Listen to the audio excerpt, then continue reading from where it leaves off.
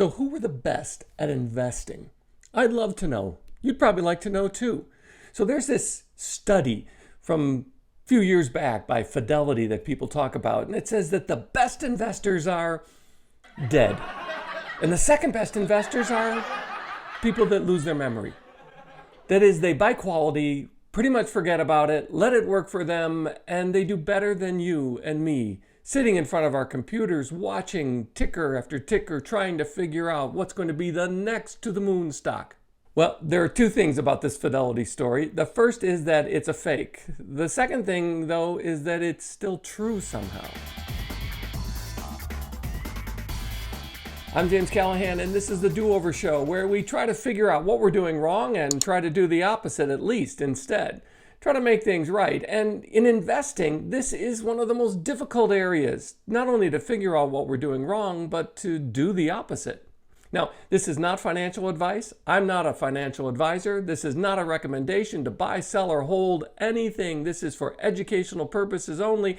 And my goodness, this stuff is hard to get right. Now, it sounds easy. Just figure out what's wrong and do the opposite. But it takes a lot of effort because these three things that we do, they come naturally. And that means that it's going to take a lot of dedication and effort, a lot of workarounds to try to figure out how to get beyond the three most common mistakes we make that ruin our investing efforts.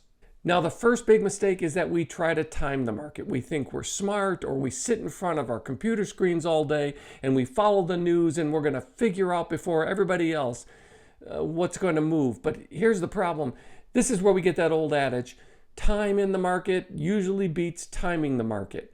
Now, the opposite of trying to time things and just be there at the perfect time with the perfect position to make that perfect run to the moon is to buy one of two options, and that is a value stock, something that doesn't move a lot but pays a dividend, pays us while we sleep, or to buy a growth stock, a little more upside, a little more expensive, a little more volatility, but our return on that is, will it pay off and will it go up in its future growth? Now, that fake study from Fidelity about dead or forgetful investors, here's the true part of it. Buying those things and continually letting them work for us, dividend reinvestment or DRIP, or just being in good quality growth stocks, still gives us the best return on our investment on average over the past 20 years, just for example. So here are the numbers. If we miss the 5 days with the largest gains over the past 20 years, our average return would be just over 5%.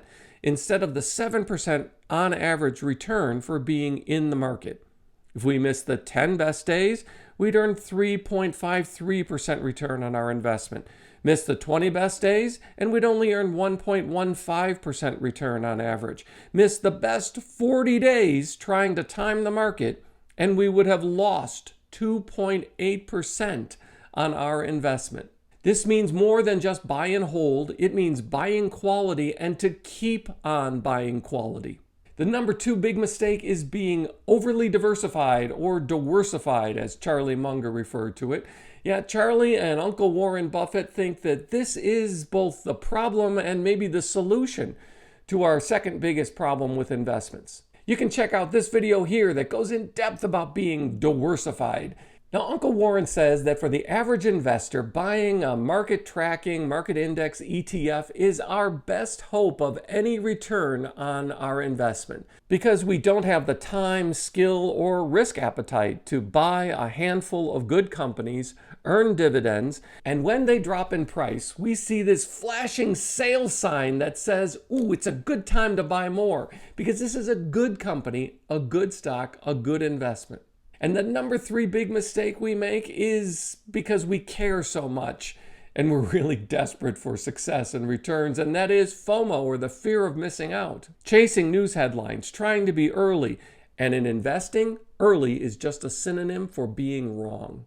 And the opposite of FOMO is a really difficult idea to wrap our heads around, and that is it's better to be late than it is to be wrong. As I'm making this video, markets are at or near all-time highs. And for most of us, we look at it and say, oh, we missed the run-up. It's too late, or it can't continue, or it's a bubble. And that justifies chasing some obscure penny stock or latest news headline, thinking that we're going to ride that to the moon while the rest of the market Now, dollar cost averaging is usually the advice we hear in trying to correct or overcome the problem or even eliminate the problem of FOMO. But I don't think it can be eliminated. Instead, we can put a price tag on our FOMO, and we can give ourselves 1 or 5 or maybe 10% of our investment portfolio and say that is for chasing things. That's for news headlines, breaking news. That's for the next meme stock. That's for the next thing that's going to run to the moon. And the other 90% in our investment portfolio, we put to work for us in growth or value while it makes money for us while we sleep. This approach satisfies the urge to play things like Doge or AMC or the next biotech, and it keeps us in the game without ruining our investing or wasting our hard-earned money chasing this news headline and that meme stock. Now, behind making sense of these 3 big mistakes that we make in our investing is that we should learn to use a calendar rather than a clock to measure our investing time frame. And that also means that for that Fidelity study, that fake study, that being either dead or forgetful is our best approach, that's what makes it so true.